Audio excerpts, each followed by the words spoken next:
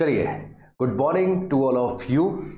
चलिए शुरुआत करते हैं अपने आज के सेशन की। और आज हम लोग परसेंटेज की प्रैक्टिस कर रहे हैं, तो उसी सीरीज को आगे कंटिन्यू किया जाए। जहां तक प्रैक्टिस कर गए थे उसके आगे का डिस्कशन आपके साथ में।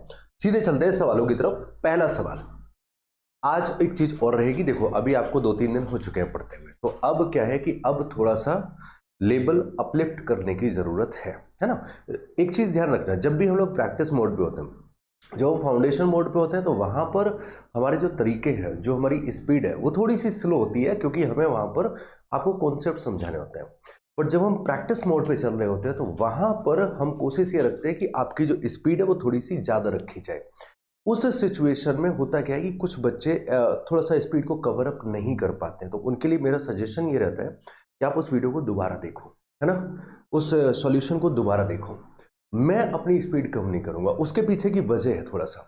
अगर मैं आपको देखो ज़्यादा स्पीड नहीं दूंगा, है ना, मैं अगर स्लो रहूंगा तो आप कभी भी तेज स्पीड में आने की कोशिश नहीं कर पाओगे, राइट। बट जब मैं स्पीड को ज़्यादा बना के रखे हूं, तो आप हमारे साथ कंपैटिबल होने के लिए अपनी स्पीड को थोड़ा थोड़ा इंक्रीज करेंगे।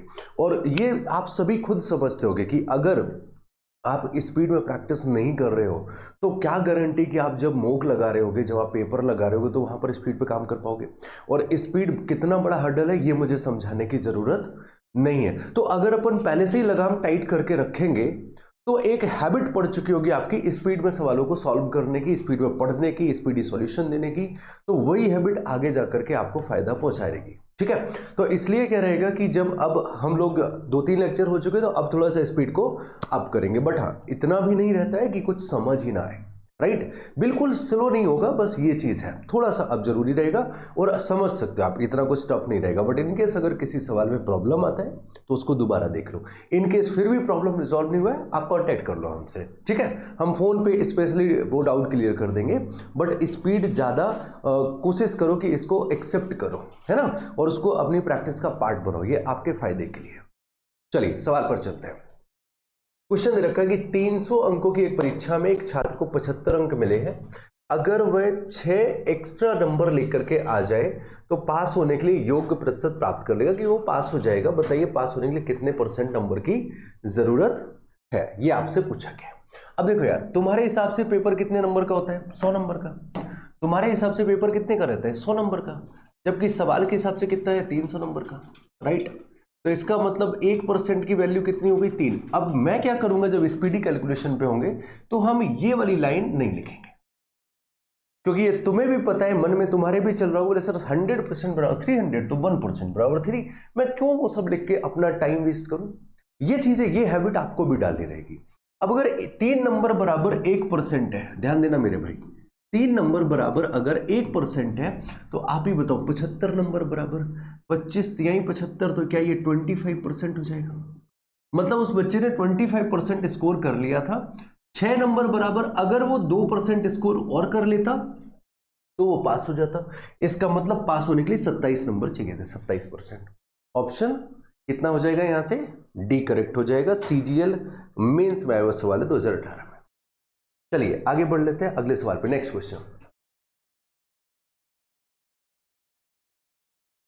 राजीव ने एक परीक्षा में 20% नंबर प्राप्त किए, 21 अंकों से वो फेल हो गया। अगर वह 50% नंबर प्राप्त करता, तो वह 4 अंक अधिक लेकर के आ जाता। इस सवाल की तो तुमने हद मार के प्रैक्टिस कर रखी होगी, है ना। और इस सवाल के लिए अप्रोच क्या रहता है? बोले सर जो भी परसेंटेज दिया गया उनका डिफरेंस लगाओ।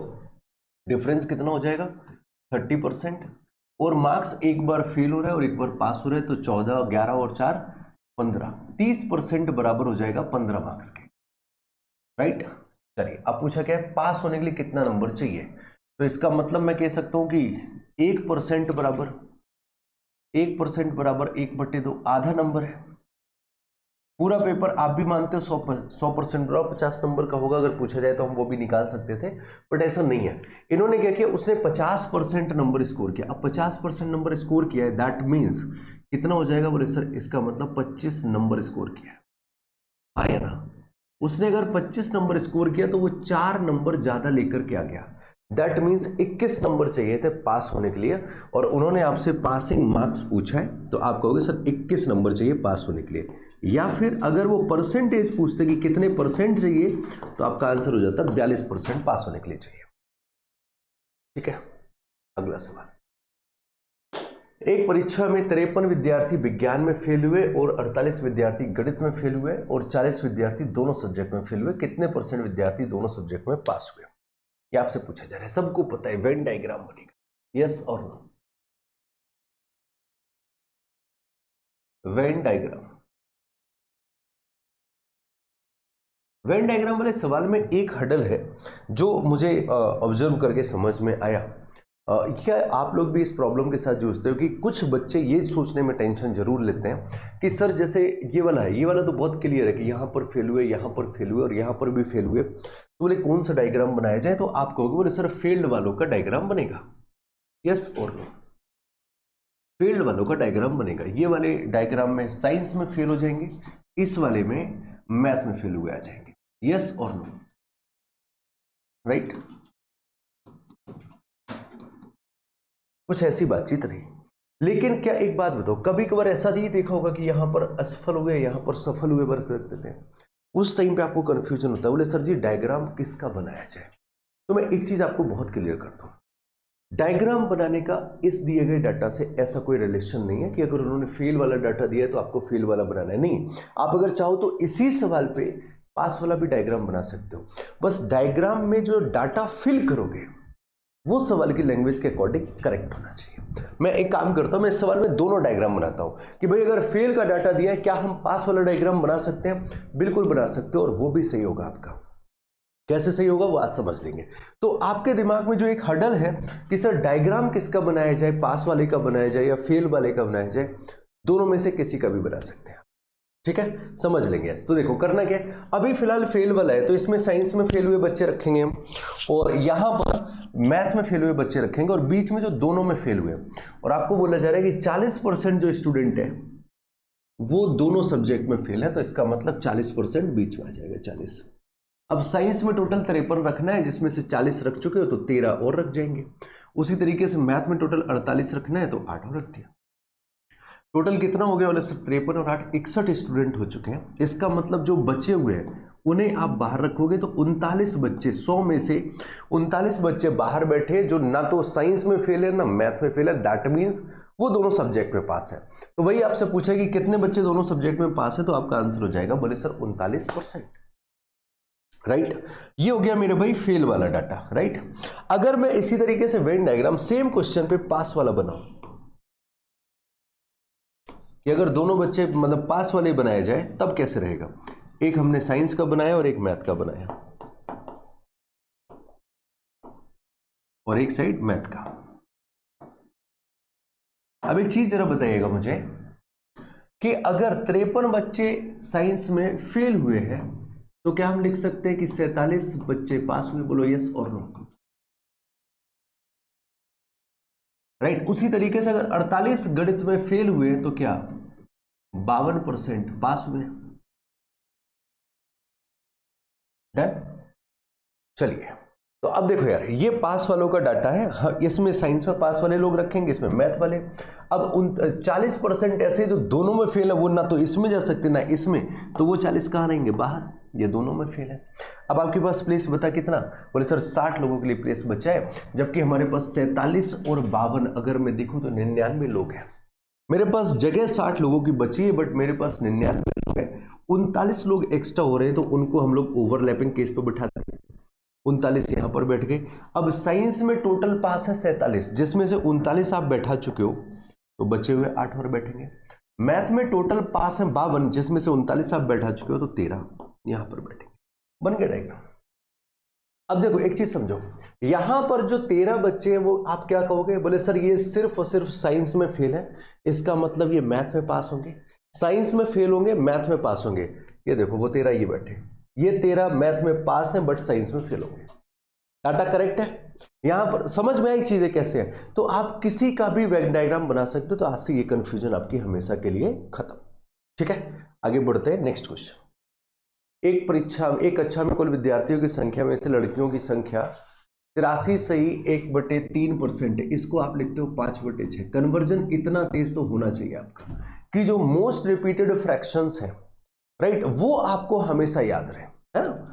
जो 1/6 वाला जो सेगमेंट हो गया 1/8 वाला हो जाता है, 1/9, 11, 7, ये याद रखना चाहिए। जैसे अगर मैं कहीं पर लिख दूं 71 सही 3/7, तो आपको पता होना चाहिए कि ये 5/7 लिखा हुआ है, राइट। तो 5/6 लड़कियां हैं और उसके अलावा लड़के, इसका मतलब टोटल स्टूडेंट 6 हुए, जिसमें से 5 लड़कियां और 1 लड़का है। तो क्या हम यहां से गर्ल्स और बॉयज का रेशियो डायरेक्टली 5:1 रख सकते हैं? अब इन्होंने बोला इस कक्षा में 60% लड़के और 80% लड़कियां उपस्थित हैं, तो बताइए कुल कितने परसेंट एब्सेंट है। अब जब क्लास की बात आती है, लड़के और लड़कियों पर बात चल रही होती, तो एलिगेशन तो आपके पास एक सॉल्यूशन होता ही है। तो क्या करोगे? बोले सर पहला तरीका तो हम एलिगेशन लगा लेते हैं, एक गर्ल्स और एक साइड पर बॉयज, एक एलिगेशन मेथड हो जाता है और एक ट्री कॉन्सेप्ट हो जाता है। देखो समझते हैं दोनों को। अब करना क्या रहेगा, इन्होंने बोला है कि एब्सेंट वाला पूछा है, एब्सेंट वाला। तो एक बात बताओ, अगर 60% लड़के उपस्थित हैं तो एब्सेंट कितने लड़के? 40%। उसी तरीके से अगर 80% लड़कियां प्रेजेंट है तो 20% लड़कियां एब्सेंट है। ओवरऑल क्लास का पता करना है, रेशियो गर्ल्स एंड बॉयज का 5:1 का है। तो अब आप ही बताओ क्या किया जाए। इन दोनों का सम करते हो आप 6 और इनका डिफरेंस 6 बराबर 20 के है।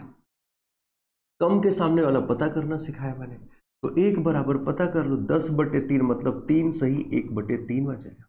तो 20 में 3 सही 1/3 जोड़ दीजिए तो ये आ जाएगा 23 सही 1/3%। तो पूरी क्लास में एब्सेंट परसेंटेज कितना है? बोले सर 23 सही 1/3, ऑप्शन सी करें। एक तो हो गया एलिगेशन मेथड, दूसरा बेसिक या फिर ट्री कॉन्सेप्ट, जैसे भी आप बोलना चाहो, राइट। अब बेसिक पे क्या रहेगा वो भी समझ लेते हैं।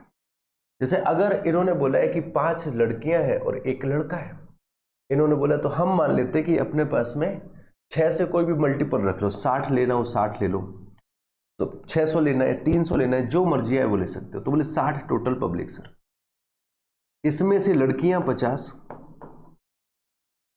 और लड़के 10। आप चाहे तो 600, 500 और 100 भी मान सकते हो। अब इसके बाद इन्होंने क्या बोला है कि 60% लड़के प्रेजेंट है, तो एब्सेंट कितने हैं? एब्सेंट कितने हैं? 40%। 10 का 40%, 4 लड़के। लड़कियां कितनी एब्सेंट है? तो बोले 80% लड़कियां प्रेजेंट है, दैट मीन्स 20% लड़कियां एब्सेंट होंगी। अब अगर इसका 20% निकाला तो 10 आ जाएगा। तो इसका मतलब टोटल 14 बच्चे एब्सेंट है आउट ऑफ 60। टोटल 14 बच्चे एब्सेंट है आउट ऑफ 60। तो आंसर हो जाएगा 14/60 इंटू 100। एक जीरो से एक जीरो गया, इसको कैंसिल करेंगे 7 बार, इसको कैंसिल करेंगे 3 बार, तो आंसर हो जाएगा 70/3। और 70/3 होता है 23 सही 1/3। ये दूसरा तरीका है, कैसे भी आप लोग लगाना चाहो ये आपकी मर्जी, ठीक है। चलिए आगे बढ़े अगले सवाल पे। नेक्स्ट क्वेश्चन, एक परीक्षा में ए ने बी से 10% ज्यादा अंक अर्जित करे, बी ने सी से 20% अंक ज्यादा लिए, किंतु सी ने डी से 32% अंक कम स्कोर किया है। यदि ए को सी से 272 नंबर ज्यादा मिले तो बी को कितना नंबर मिला है? अब एक बार जरा ट्राई करो, फिर मैं आपको कुछ सवाल के कैचेस सिखाऊंगा, है ना। वो कैच पकड़ना बड़ा मतलब बेनिफिशियल चीज है अगर आप पकड़ लेते हो। फिलहाल इस सवाल को ट्राई करो आप लोग, राइट।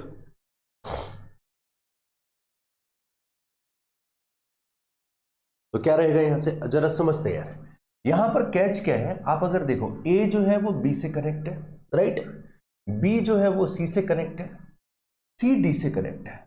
अब सवाल का जो डाटा है वो ए और सी और बी के आसपास घूम रहा है, मतलब डी की कोई भी रिक्वायरमेंट आपको नहीं है।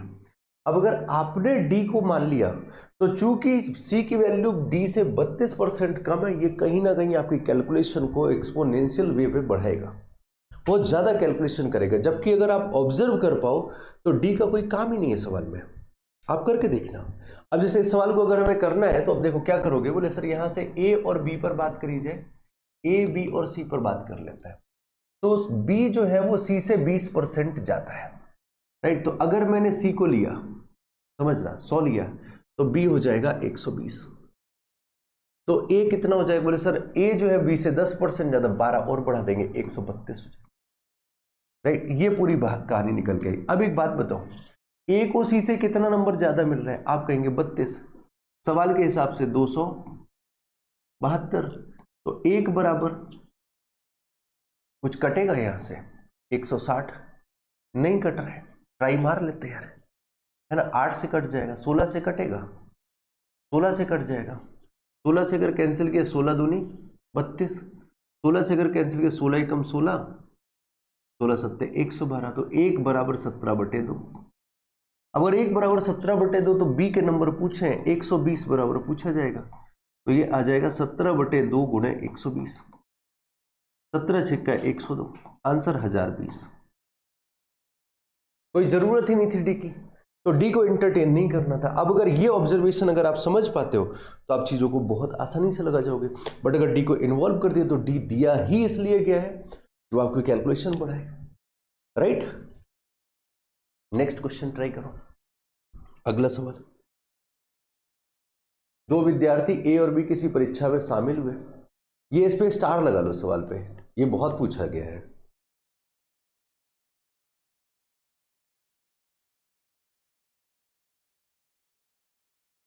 दो विद्यार्थी ए और बी अपीयर हुए एक एग्जामिनेशन में, A got 8 marks more than B, A को बी से बी नंबर ज्यादा 8 नंबर ज्यादा मिल रहे हैं, और ए के जो नंबर है वो उन दोनों के सम का 55% है। अब यहां से सवाल को पिक करो कि जो ए के नंबर है वो ए और बी के सम का 55% है, तो अगर मैं इनके सम को 100 मान लूं, ध्यान देना, तो ए के नंबर कितने हो जाएंगे 55।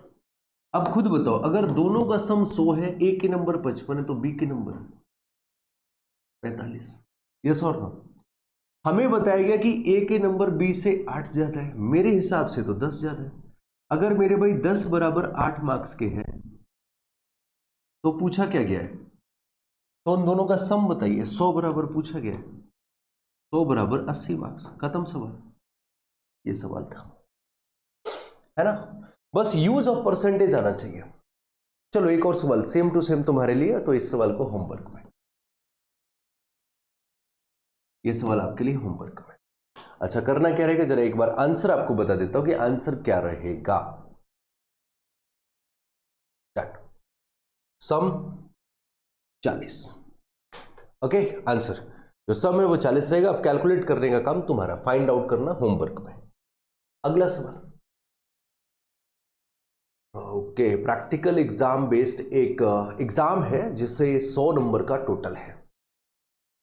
इसमें थ्योरेटिकल एग्जाम है, प्रैक्टिकल एग्जाम है, प्रोजेक्ट वर्क है और ओरल एग्जाम भी है ना। और इन सब का जो वेटेज है, राइट, इन सब का जो वेटेज है दैट इज 40%, 30%, 20% और 10% है। स्टार लगा लो यार, ये वेटेज बेस्ड क्वेश्चन कुछ पूछ रहे हैं। अच्छा देखो, वेटेज बेस्ड क्वेश्चन की जनरली क्या बोलते हैं, देखो यहां पर आपको कैच क्या देंगे कि एक पेपर है जिसमें प्रैक्टिकल एग्जाम 100 नंबर का है। अब तुम्हारे परसेंटेज के हिसाब से 100 नंबर का कितना एग्जाम हो जाएगा, बोले 30%। 30% बराबर अगर 100 के हैं तो 1%, 10% बराबर कितना हो जाएगा, 100/3 के। इसका मतलब ओरल एग्जाम 100/3 का हुआ, प्रोजेक्ट वर्क 200/3 का है, ये वाला एग्जाम 400/3 का है। तुम्हारी हालत खराब कैलकुलेशन कर करके, राइट। तो जब भी इस तरीके से वेटेज वाला सवाल आए, ध्यान रखना क्या करना है आपको, जब भी इस तरीके से वेटेज वाला सवाल आए तो हमें इस डाटा को एंटरटेन नहीं करना है, हमारे काम का डाटा रखा ही है। जब भी वेटेज, अभी आगे भी आपको कई बार मिलेगा वेटेज वाला सवाल, 2024 में भी कई बार पूछा गया। तो जब भी वेटेज टाइप वाला सवाल मिले कि भाई हमने एक एग्जाम कराया जिसमें 3-4 पेपर का, सपोज दैट हमने एक परीक्षा कंडक्ट कराई 4 पेपर की, है ना, एसएससी का एग्जाम है, और इसमें रीजनिंग, मैथ, जीएस और इंग्लिश आती है। जो जीएस का वेटेज है दैट इज 20%, है ना। जितना भी मार्क्स आप करोगे वो 20% ऑफ द पेपर होगा, है ना। और वो सबके नंबर सबके 25-25 है, सबके 25-25 सवाल है, सब कुछ सही है, बट वेटेज मार्क्स कितना है, बोले सर जीएस का 20% है, रीजनिंग का 30% है, इंग्लिश का 25% है और मैथ का भी 25% है। तभी तो टोटल हमारा 100 बनेगा जाके। और ये वेटेज कभी भी 100 से कम या 100 से ज्यादा नहीं होता है, क्योंकि आप पूरे पेपर को बांटते हो और पूरे पेपर की वैल्यू कितना होता है, बोले 100%, तो आप उसको बांट रहे होते हो, तो इसका टोटल हमेशा 100 होगा। ठीक है, तो इस जगह पे आप क्या करोगे, आप मार्क साइड करो, आप सीधा बोलो जो वेटेज है उतने ही नंबर का पेपर है। मतलब इन्होंने बोला है कि जो थियोरेटिकल एग्जाम है वो 40%, तुम बोलो 40 नंबर का पेपर है। प्रैक्टिकल एग्जाम 30%, तुम बोलो 30 नंबर का पेपर। भले ही वो कह रहा है कि नहीं भैया 100 नंबर का, बोला तो नहीं, हम वेटेज के अकॉर्डिंग डिस्ट्रीब्यूशन करेंगे हमेशा। तो करना क्या रहेगा, बोले सर यहां से जो थियोरेटिकल एग्जाम है वो 40 नंबर का है, जो प्रैक्टिकल एग्जाम है, जो थियोरेटिकल एग्जाम वो 40, practical exam 30, project work 20 number का, और ओरल एग्जाम 10 नंबर का। सीधी बात यह है। अब इनके जरा मार्क्स चेक करते हैं।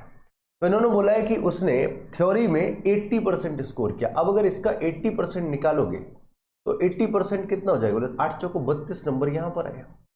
यहां पर प्रैक्टिकल में कितना स्कोर है 70%, तो अगर इसका 70% निकाला तो यहां पर उसने 21 नंबर स्कोर किया। सेम इसी तरीके से सभी का निकालो, 60% 6 दूनी 12, और फिर 50% मतलब 5 नंबर। तो उसने टोटल स्कोर कितना किया, तो आप कहेंगे सर टोटल स्कोर अगर देखा जाए तो 5 और 5 10 हासिल 1 और 7 70 नंबर स्कोर किया आउट ऑफ 100। अगर 70 नंबर स्कोर किया out of 100, so percentage marks is 70%। कभी भी वेटेज वाला सवाल आए हमेशा यही करोगे। बात क्लियर सभी को, राइट? आगे बढ़ते हैं अगले सवाल पे। नेक्स्ट क्वेश्चन, 140 प्रश्न वाली एक जांच परीक्षा में एक विद्यार्थी ने कुल 80 प्रश्नों में 70% प्रश्नों का शुद्ध उत्तर दिया। इस परीक्षा में 60% अंक प्राप्त करने के विद्यार्थी को बाकी। यार इसको हम लोग कई तरीके से लगा सकते हैं। एक तो हम एलिगेशन से लगा सकते हैं, एलिगेशन। एक हम लोग डिफरेंस से लगा सकते हैं, डिफरेंस या डेविएशन से लगा सकते हैं। एक हम लोग बेसिक से लगा सकते हैं। हमारे पास 3 मेथड है, कोई भी अप्रोच हम अप्लाई कर सकते हैं, सब पे काम कर जाओ, है ना। अब देखो एक ही तरीके से सारी रिवाइज कर लेते हैं, प्रैक्टिस है तो सब हो जाए। अब 140 है, इन्होंने क्या किया, बोले सर एक साइड पर पहले अटेम्प्ट किए हुए 80% 80 क्वेश्चन है जिनमें से 70% करेक्ट है। बाद में कितने करने वो उसे पता करना है, और ओवरऑल से 60% का करेक्शन चाहिए, 60% सही चाहिए, 60% नंबर चाहिए। अब 80 सवाल थे तो 80 सवाल ये हो गए, तो बचे हुए 60 सवाल है, तो क्या रेशियो 4 और 3 का आएगा। बस सॉल्व कर जाओ। यहां से डिफरेंस कितने का है, तो सर 10 का है। अगर 3 बराबर 10 के हैं तो 1 बराबर 10/3, 4 बराबर 40/3। 40/3 का मतलब 13 सही 1/3। अब एक वैल्यू तो बड़ी हो चुकी तो अगली छोटी होगी, तो 60 में से 13 सही 1/3 घटाओ 47, 46 सही 2/3%। तो बाकी के जो क्वेश्चन बचे उनको 46 सही 2/3% के हिसाब से सही कर दो। ये एलिगेशन हो गया। दूसरा मेथड क्या है वो भी समझ लो। दूसरा मेथड ये है आपका कि टोटल 140 सवाल थे, इनमें से 60% सही करना है, 14 84 क्वेश्चन करेक्ट करने हैं। अब बोले सर 80 सवाल में से हम 70 8 7 56 सवाल करेक्ट कर चुके हैं। अब हमारे पास बचे हैं 60 सवाल, और उन 60 सवालों में हमें 84 माइनस 56, 84 हमारा टारगेट है सही करने का, वहां तक हमें पहुंचना है। तो कितने, 14 में से 6 गया 8, 28 सवाल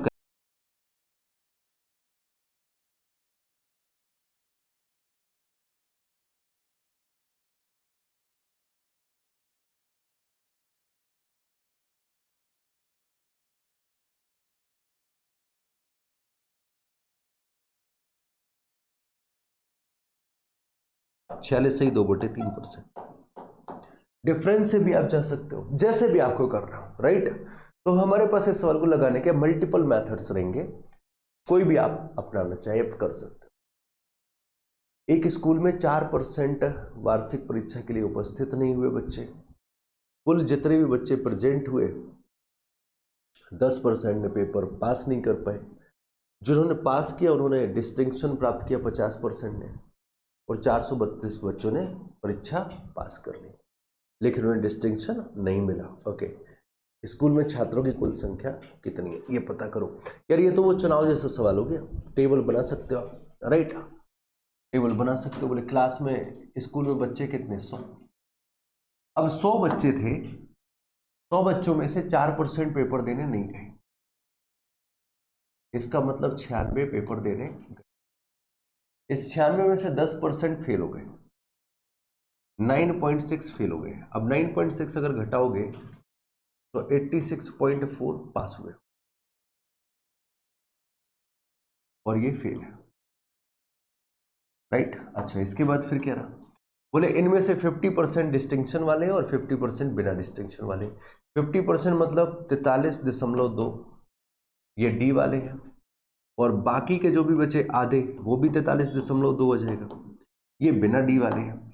अब सवाल के हिसाब से ये नंबर है 432 के, तो तुम्हें भी पता है कि 1 बराबर 10 के दिख रहे हैं, तो टोटल स्टूडेंट 100 बराबर 1000 के, राइट।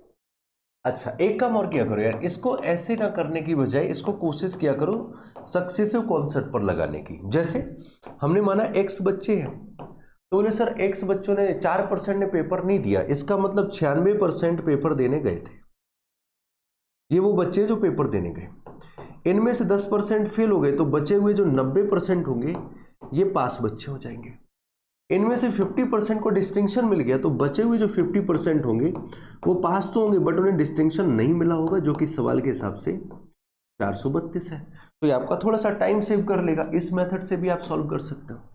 अब क्या होगा, बोले कैंसिल आउट कर लेते हैं, 50 दूनी 100, ओके, और 0 से 1 0 खत्म हो जाएगा। और क्या किया जाए, यहां से 2 से कैंसिल कर जाओ 48 बार, 9 से कैंसिल किया, 9 चौको 36, 9 अट्ठे 72, 48 से 48 खत्म। सो बचा क्या, बोले सर x बराबर 1000। आंसर किसी भी मेथड से हम लोग सॉल्व कर सकते हैं। नेक्स्ट क्वेश्चन, एक परीक्षा में अनीता 31% अंक प्राप्त किए और 16 नंबर से फेल हो गई। सुनीता 40% प्राप्त किए और पास होने वाले अंक से 56% ज्यादा, ये 16 नंबर से फेल। तो क्या सिखाया, अभी डिफरेंस निकालो तुरंत।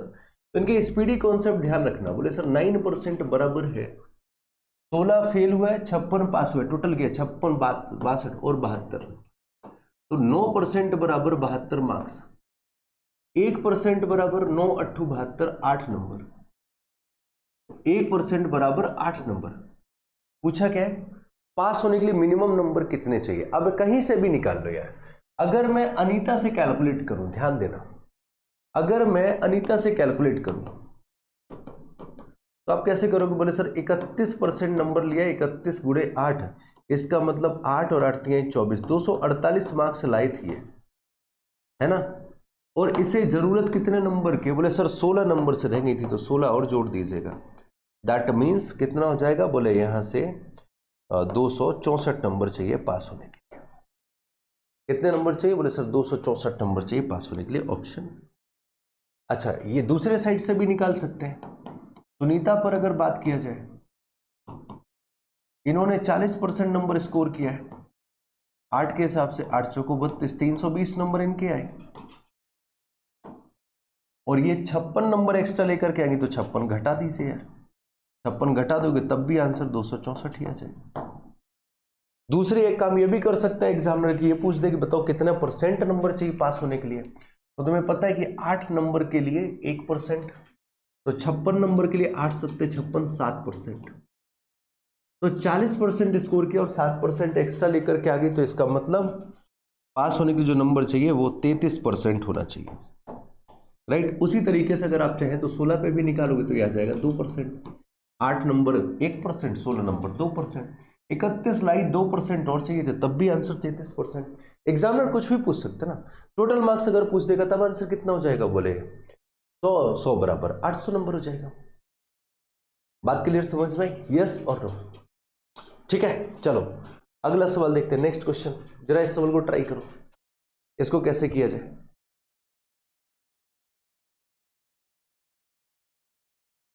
ओके, चलो ठीक, आगे बढ़ते हैं। ये वाला सवाल लगाओ, एक परीक्षा जिसमें पूर्णांक 500 था, इसमें ए को बी की तुलना में 25% ज्यादा मिल रहे हैं, बी को सी की तुलना में 60% ज्यादा मिल रहे हैं, सी को डी की तुलना में 20% कम मिल रहे हैं, राइट। अब ए को अगर 80% नंबर मिले हैं उस पेपर में, तो डी को कितने नंबर मिले हैं ये आपसे पूछा जा रहा है। निकालना है, राइट। अच्छा देखो, चाहे तो आप परसेंटेज पे भी मूव कर सकते हो। अब देखो, जब पूरा सवाल, मैंने एक कॉन्सेप्ट समझाया हुआ सिखाया, जब पूरा सवाल परसेंटेज पर मूव कर रहे हैं तो एग्जैक्ट वैल्यू यूज मत करो, वो टाइम वेस्ट करने के लिए आई हो जाती है। अब जैसे इन्होंने बोला कि एक परीक्षा में पूर्णांक 500 है, आप चाहें तो यहाँ पर 500 से भी कैलकुलेट कर सकते हो कि a बराबर 80% बराबर 400 नंबर है, फिर हम ऐसे कैलकुलेट कर सकते हैं। लेकिन मैं कह रहा हूँ जब पूरा सवाल परसेंटेज पर मूव कर रहे हैं, सारा डाटा परसेंटेज में दिया गया, डी के बारे में भी परसेंटेज में पूछ रहे हैं, तो वहां पर कोशिश करो कि आप एग्जैक्ट वैल्यू यूज मत करो, वो आपको फायदे कर पहुंचाएगी। अब क्या करना है, बोले सर ए जो है वो बी से कनेक्टेड है, बी सी से कनेक्टेड है और सी कहीं ना कहीं डी से कनेक्टेड है। तो हम एक काम करते हैं, हम मान के चलते हैं हम मान के चलते हैं जैसे यहां पर नंबर हमने मान लिया, सपोज दैट कि 100 नंबर का पेपर है। दो तरीके हैं सवाल को, एक इस तरीके से जा सकते हो, एक रिवर्स वे पे जा सकते हो। 100 नंबर का पेपर है तो ए को 80% नंबर मिला है, राइट। ए को 80% नंबर मिला है और ये बी से 25% ज्यादा है, और ये बी से 25% ज्यादा है। इसका मतलब ए और बी का रेशियो 5 और 4 का रहा होगा, समझना। 5 बराबर 80, 1 बराबर 16, तो 4 बराबर 16 चौको 64। ए और बी के नंबर फाइनल। सी पर आता है, बी और सी के बारे में क्या कहा इन्होंने, बी की तुलना में, बी को सी की तुलना में 60% ज्यादा नंबर मिले। 60% मतलब 3/5। अगर सी को 5 नंबर मिले तो इसको 3 ज्यादा 8 नंबर, 8 8 64, तो 1 बराबर 8 के, तो 5 बराबर 8 पंचे 40। सी के नंबर हो गए 40 के। लास्ट बना जो डी के बारे में बात करते, सी को डी से 20% कम नंबर मिले तो क्या इनके बीच का रेशियो 4:5 होगा। अगर 4 बराबर 40 तो डी को कितना नंबर मिला, 5। अब तुम खुद देखो यार, ये जो भी नंबर तुमने कैलकुलेट करी है 100 मैक्सिमम मार्क्स के अकॉर्डिंग कैलकुलेट किया है। तो अब तुम ही बताओ कि डी को कितने % नंबर मिला है, आंसर 50। इससे शॉर्ट सॉल्यूशन आप इस सवाल का नहीं सोच सकते, और हमें शॉर्ट अप्रोच पे ही काम करना होता है ना। लेंथी मेथड से सवालों को सॉल्व नहीं किया जाता भाई। अगला सवाल देखिए, नेक्स्ट। किसी परीक्षा में विद्यालय एक्स के कुछ छात्र अवेलेबल हैं और 30% छात्र फेल हो गए, ओके। उस परीक्षा में विद्यालय एक्स के छात्रों की तुलना में 150% अधिक छात्र विद्यालय वाई से शामिल हुए, ओके। और एक्स और वाई में शामिल हुए छात्रों की कुल संख्या का 80% पास हुआ। ब्रेकिंग से भी कर सकते हैं यार, ब्रेकिंग से भी कर सकते हैं कि एक्स से कितना बच्चा आया, बोले सर एक्स से 100 बच्चे आए। प्रेजेंट कितने थे, प्रेजेंट कितने थे, बोले सर 100 थे, जिसमें से 30% फेल हुए। इसका मतलब पास कितने हुए, तो आप कहोगे सर 70, हाँ या ना। अब उसी परीक्षा में एक्स के छात्रों की तुलना में 150% ज्यादा छात्र, ध्यान देना इस वर्ड का मतलब समझो, 150% मोर। अगर ये मोर वर्ड नहीं लिखा होता तो क्या था, बोले सर 150%, 150% मतलब 150 नंबर, लेकिन 150% मोर लिखा है, मतलब 150 ज्यादा करो।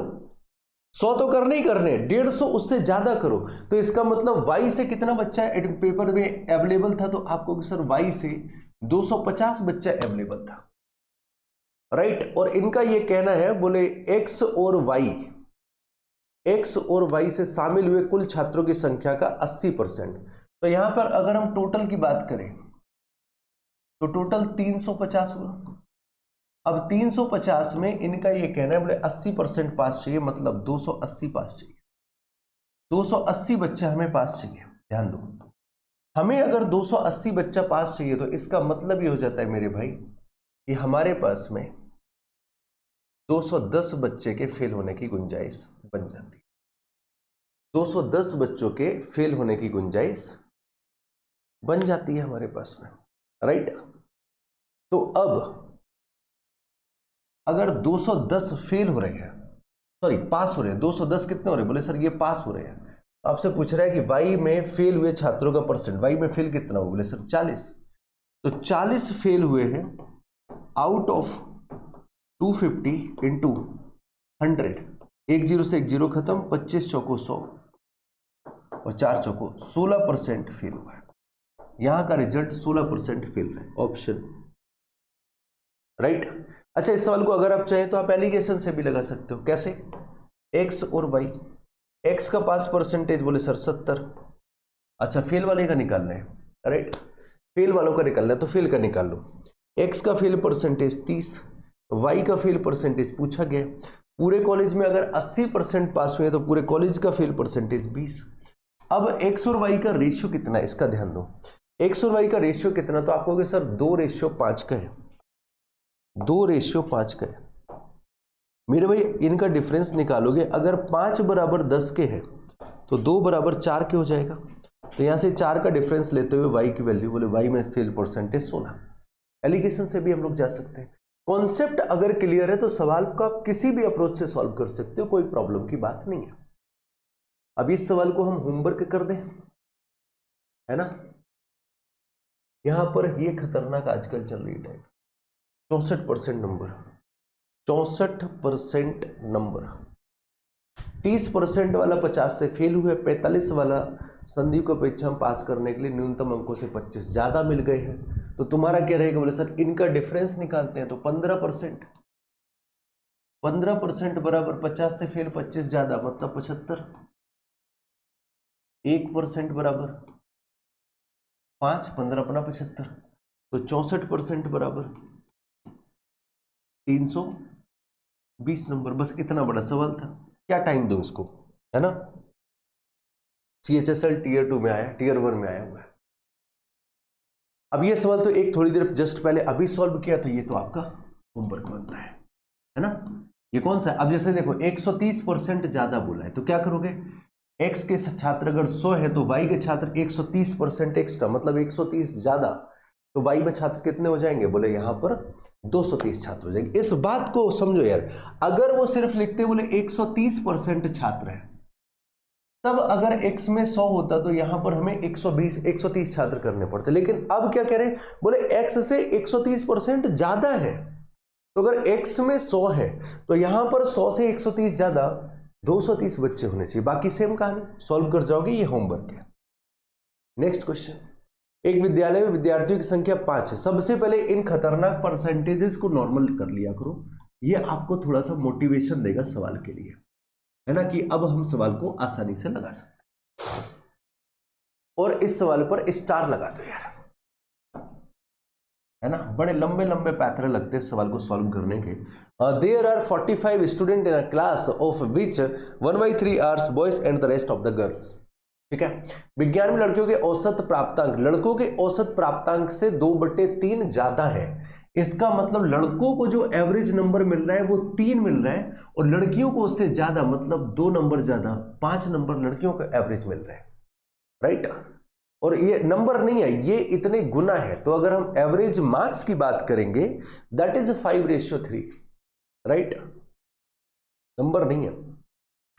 सभी स्टूडेंट के जो एवरेज मार्क्स हैं वो अगर 78% है, तो हमें ये बताओ कि भाई लड़कियों के औसत अंक कितने हैं, लड़कियों के औसत अंक कितने हैं। यार इस सवाल को तो मैं क्यों ना ऑब्जर्वेशन से उड़ा दूं यार। इस सवाल को अगर मैं ऑब्जर्वेशन से उड़ाऊं, मैं बिना पेन चलाए सी ऑप्शन टिक कर सकता हूं। तुम लोग समझ पाए कैसे, सी ऑप्शन 90 है, मैं बिना पेन चलाए बिना कुछ किए सी ऑप्शन टिक कर सकता हूं। देखो समझो कैसे, इतना हमें पता है कि लड़कियों के जो नंबर है वो लड़कों से ज्यादा है, और पूरी क्लास का एवरेज मार्क्स अगर 78 है तो एवरेज हमेशा बीच में रहता है। दैट मीन्स लड़कों के जो एवरेज मार्क्स होंगे वो 78 से कम होंगे, और लड़कियों के एवरेज मार्क्स 78 से ज्यादा हो जाएंगे। हमारे पास जो 4 ऑप्शन उनमें 3 ऑप्शन 78 या 78 से कम है, नहीं, हमें आंसर 78 से ज्यादा चाहिए, और वैसा हमारे पास एक ही ऑप्शन है दैट इज 90। इसलिए हम बिना पेन चलाए ऑप्शन सी को टिक कर सकते हैं। बाकी सवाल का मेथड सीख लो, वो बड़े काम का है, ध्यान देना जरा।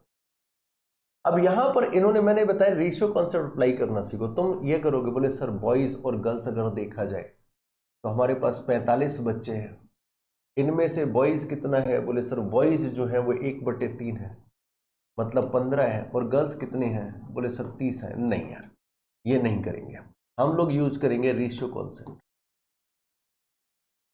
एवरेज में एक बहुत इंपॉर्टेंट कॉन्सेप्ट है, ये आपकी एवरेज की बड़ी बड़ी कैलकुलेशन को रिजॉल्व करेगा। रेशियो कॉन्सेप्ट क्या कहता है, बोले सर बॉयज और गर्ल्स का रेशियो बताइए कितना है, बोले सर 1:2 है। मैंने कहा ग्रेट, बस यही रखो, पूरी क्लास में एक लड़का है और 2 लड़कियां हैं, बात खत्म। पूरी क्लास में क्या हुआ? इससे ज्यादा आसान सॉल्यूशन आपको नहीं मिलेगा कि अगर आप रेशियो कॉन्सेप्ट अप्लाई कर दे रहे हो। उन्होंने बोला कि सर क्लास में 45 बच्चे नहीं है, 3 ही है, हम उन्हीं पर काम करें क्योंकि रेशियो किसी भी कैलकुलेशन का नहीं बदलता है। सो लग जाओ रेशियो कॉन्सेप्ट पे। मैं कह रहा हूं कि एक लड़का है क्लास में, 2 लड़कियां हैं, हमें इन्होंने बताया लड़कों के औसत अंक, बोले सर 3x है क्योंकि लड़कियों के औसत अंक 5x करने पड़ेंगे। बच्चा अगर लड़कों के औसत अंक 3x है तो टोटल अंक कितना हो जाएगा? बोले सर 3x हो जाएगा, एक ही बच्चे हैं। लड़कियों के औसत अंक अगर 5x है तो टोटल अंक कितना हो जाएगा? बोले सर 10x हो जाएगा।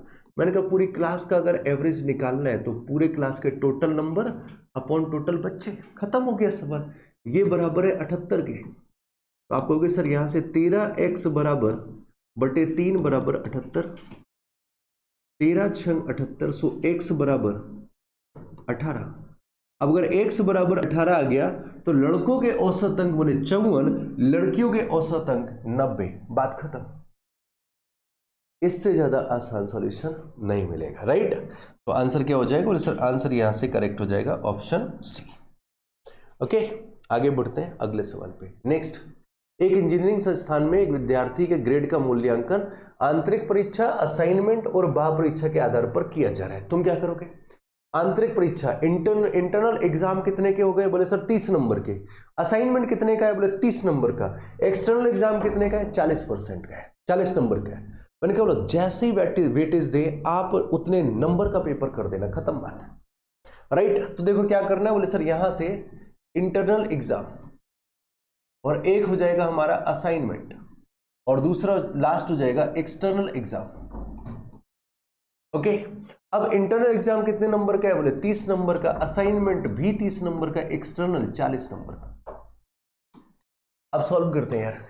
इन्होंने बोला कि स्टूडेंट ने इंटरनल में 90% स्कोर किया, 27 नंबर लेकर के आया वो। अच्छा, और असाइनमेंट में 30 नहीं, कितना है, कितना है असाइनमेंट में 95%, 28.5 नंबर, और एक्सटर्नल में 75, 30 नंबर। टोटल कितना हो गया? बोले सर 27, 27, 54 और 55, 85.5। और मैंने एक चीज बताई थी जब ये सवाल आया था कि इनका टोटल हमेशा 100 होगा क्योंकि पूरा डिवीजन परसेंटेज के हिसाब से ही होता है। तो बताओ उस बच्चे का स्कोर कितना रहा? बोले सर 85.5, ऑप्शन टी। इससे बेहतर सॉल्यूशन क्या होगा? और देखो ये तो तुम्हें समझाने के लिए करता हूं, तुम पता है एग्जाम में क्या करोगे? तुम ऐसे करना, बोले सर 30% है और कितना स्कोर किया? बोले सर 90 किया। 90 मतलब 9 27 नंबर यहां पर आया। 30% है, 95 किया है, तो सर 1.5 और बढ़ा देंगे तो ये 28.5 यहां पर हो जाएगा।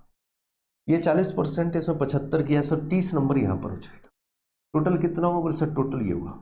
तुम ऐसे करना, ये तरीका है तुम्हारा पेपर में करने का। बात समझ में? आगे बढ़ते हैं अगला सवाल।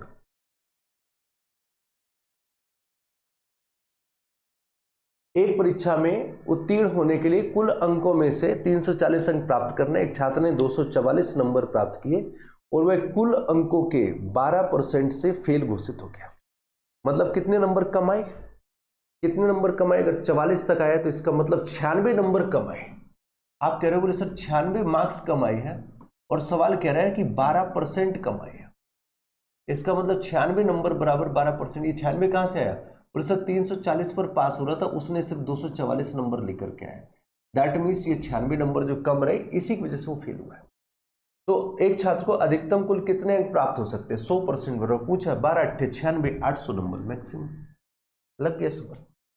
क्या टाइम दो इनको। गोपाल ने आशा से 15% अधिक अंक प्राप्त किया, आशा ने सचिन से 10%। गोपाल और सचिन के कितने प्रतिशत अंक अधिक प्राप्त किए? लगा लो भाई। गोपाल, आशा, सचिन। आशा कनेक्टेड है सचिन से, अगर सचिन के नंबर 100 तो आशा के नंबर 10% ज्यादा 110। अब गोपाल के नंबर, अब चाहे तो आप इसका 115% निकाल लो, या फिर मैं एक चीज सिखाता हूं कि परसेंटेज ब्रेकिंग। इसका 10% हो जाएगा 11, 15 निकालना है ना, 15 को बांट दो 10 में और 5 में। 10% पे एक जीरो गायब कर देते, एक डेसिमल लगा देते हैं तो 11, और इसका 5% मतलब 5 तो 16.5 बढ़ा दो, 16.5 बढ़ाओगे तो ये आ जाएगा 126.5। बात खत्म। ये आया 126.5। अब क्या करें? गोपाल ने सचिन से कितने प्रतिशत अधिक अंक प्राप्त किए? अब गोपाल ने सचिन से कितने ज्यादा नंबर ले आए? बोले सर 26.5 ज्यादा लेकर के। Option second. एक कक्षा में 5 सेक्शन है जिनमें 25, 30, 40, 45, 60 है। इन 40 तथा 100% है। ये क्या है? वेट 5 सेक्शन है, दीज आर 40% एंड 10। रुक जाओ बॉस, रुक जाओ, ये सवाल थोड़ा सा मिसिंग है, डाटा मिसिंग है।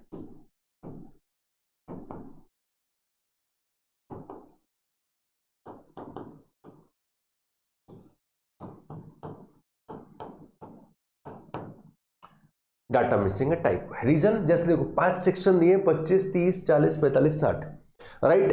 तो यहां पर आपको ये दिया जाएगा कि यहां पर कितने बच्चे पास है, तो पांचों सेक्शन का देगा। यहां पर सिर्फ 2 सेक्शन का डाटा है, दैट मीन्स 3 सेक्शन का डाटा मिसिंग है।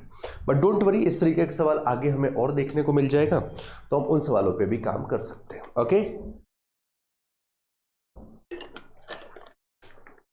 चलिए आगे बढ़ते हैं अगले सवाल पे अपने। नेक्स्ट और आज का आखिरी सवाल। एक विद्यालय में पहले वर्ष के दौरान विद्यार्थियों की संख्या 12% बढ़ी, दूसरे वर्ष 12% घटी, तीसरे वर्ष 10% बढ़ गई। 3 वर्ष के बाद इसमें विद्यार्थियों की संख्या है वो लगभग 10,842 है। तो पहले वर्ष के स्टार्टिंग में कितनी थी? देखो, एक तो तुम सक्सेसफुल लगा सकते हो, बट मेरा सजेशन कुछ और रहने वाला है ना। एक तो सक्सेसफुल लगा सकते हैं। सक्सेसफुल हमसे क्या कहता है कि भाई स्टार्टिंग में जो संख्या x थी 12% अगर कम हुई है तो 12 3/25 मतलब पहले क्या बढ़ी हुई है, बढ़ी है ना, तो 28/25 हो गई होगी। फिर घट गई है 12% तो 22/25 हो गई होगी, और फिर 10% बढ़ गई है तो 11/10 हो गई, राइट। और इतना करने के बाद ये संख्या 10,842 हो रही है। और एक शब्द का ध्यान देना, ये बड़े काम का लिखा है, अप्रोक्सीमेटली। तो एग्जैक्ट नहीं जाएगा तो टेंशन नहीं लेना, ठीक है। एग्जैक्ट अगर नहीं कट रहा है तो टेंशन लेने की कोई भी जरूरत नहीं है, टेंशन नहीं लेंगे। ओके, चलो भाई, तो शुरुआत करते हैं सवाल की। कुछ कटेगा पिटेगा, ट्राई मारते हैं। गुणा करो यार, इन दोनों का गुणा करेंगे तो 25 का वर्ग, 25 + 3 25 - 3। इन दोनों का अगर गुणा किया आपने तो ये क्या हो जाएगा? बोले सर ये हो जाएगा 25 + 3 25 - 3। तो इन दोनों का गुणा आएगा हमारे पास 625 में से 9 घटाया तो 616, और गुणा 11 किया हमने, तो ये टोटल आ जाएगा कितना? बोले सर 11 करेंगे तो 6 और 1 7, 7 और 6, राइट। अच्छा, तो यहां से कितना हो जाएगा? बोले सर x बराबर आएगा, ध्यान देना, 10,842 गुणे 25 गुणे 25 गुणे 10 बटे 6,776।